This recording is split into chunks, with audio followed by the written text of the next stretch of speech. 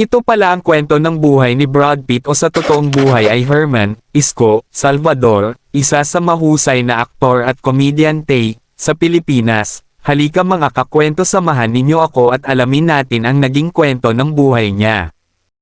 Si Herman Salvador Jr., na mas kilala bilang Brad Pitt o Isko, ay isang mahusay na Pilipinong komedyante, artista, at scriptwriter na umabot na sa mahigit 4 na dekadang karera sa industriya ng aliwan sa Pilipinas.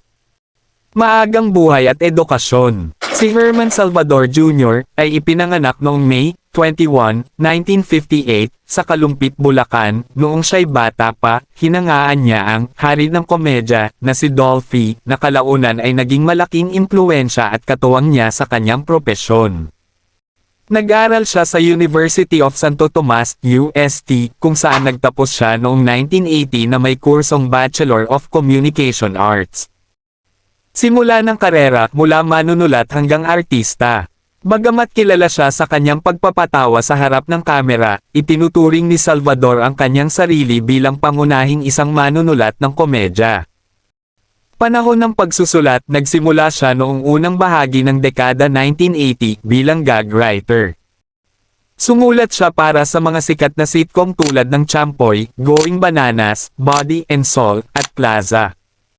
Pagkakabuo ng Isko, habang sumusulat para sa John and Marcia, na pinagbibidahan ni Dolphy, ginampanan niya ang karakter na si Isko. Dito nagmula ang kanyang screen name.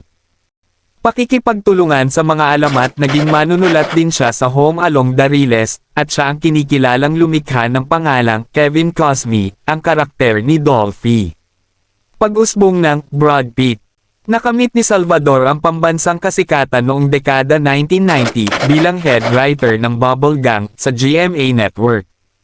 Ang Dating Doon, siya ang lumikha at gumanap sa segment na Ang Dating Doon, isang parody ng programang Ang Dating Daan, bilang Brad Pitt. Hango sa pangalan ng Hollywood actor na si Brad Pitt, nagbibigay siya ng mga katawa-tawang sagot sa mga relihiyosong tanong gamit ang nursery rhymes at mga kwentong pambata bilang banal na teksto. Alien, sumikat ang kanyang katagang Alien. Laro sa salitang Amen na naging bahagi ng kulturang Pilipino. Mga huling gawain at pamana.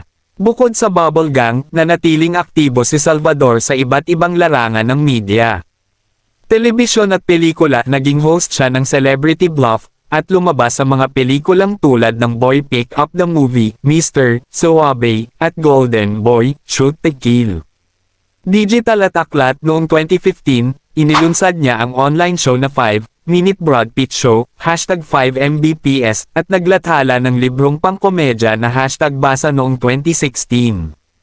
Personal na buhay. Sa kabila ng kanyang nakakatawang imahe, kilala siya bilang isang kalmado at hindi istriktong ama na pinahahalagahan ang masayang samahan sa loob ng pamilya. Nagustuhan nyo ba ang ating video mga kakwento? Wag mo naman kalimutang i-like ang video natin at i-follow mo na rin ako, para updated ka sa mga bagong video natin, at i-comment mo na rin dyan sa baba kung saan lugar ka para alam ko kung saan nakarating ang ating video. Salamat!